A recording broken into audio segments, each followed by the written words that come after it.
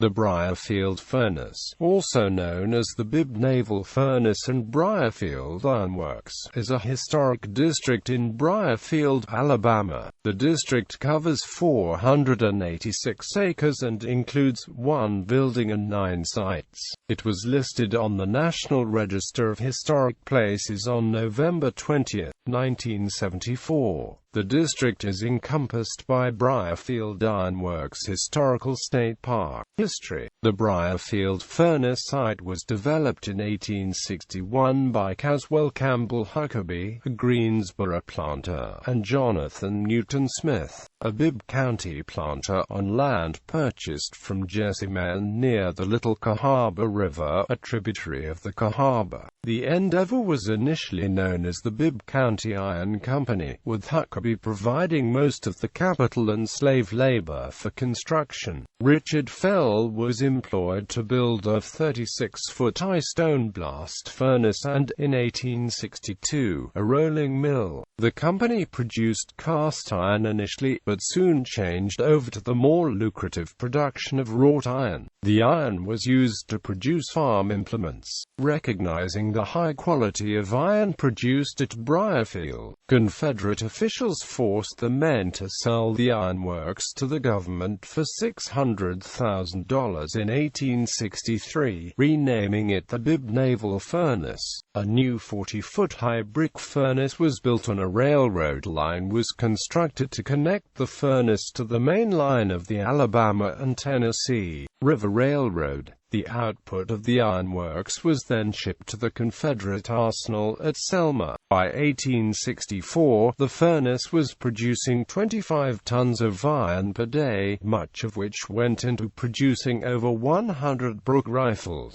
one of the South's most important weapons, at Selma. This all ended on March 31, 1865, when the Bibb Naval Furnace was destroyed by the 10th Missouri Volunteer Cavalry during Wilson's raid. Following the war, the operation was rebuilt under the private ownership of the Cane Brake Company. The new company, formed by former Confederates Josiah Gorgas and Francis Strother Leon, purchased the ironworks site from the federal government for $45,000 in January 1866.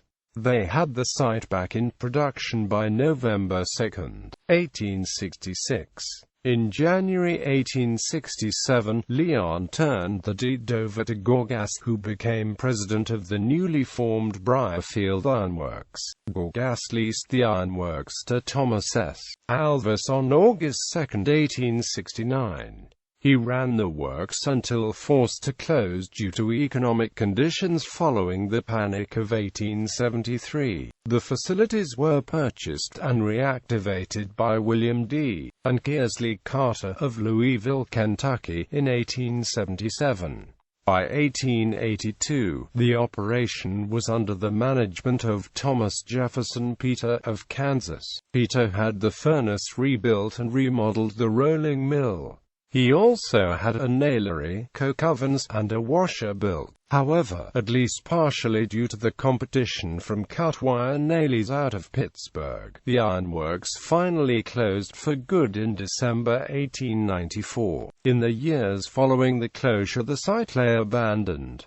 During the World War II era, thousands of bricks were scavenged from the site. In 1976, the Bibb County Commission created a park containing 45 acres at the urging of the Bibb County Historical Society. This initial effort has evolved over the years into what is now the Brierfield Ironworks Historical State Park.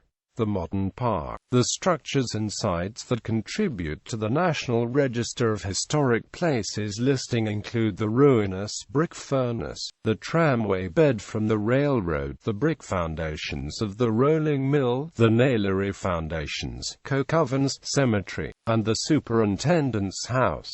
Several other structures have been moved to the park from other nearby locations. They include the Ashby Post Office, Brierfield Ironworks Park Office, Wilson Hayes House, J. Henry Jones General Store, Lightsey Cabin, Sims Hubbard Log Cabin, Billy Mitchell Cabin, and Mulberry Baptist Church. The park also features the additional attractions of an outdoor amphitheater, hiking and nature trails, campsites, and a swimming pool.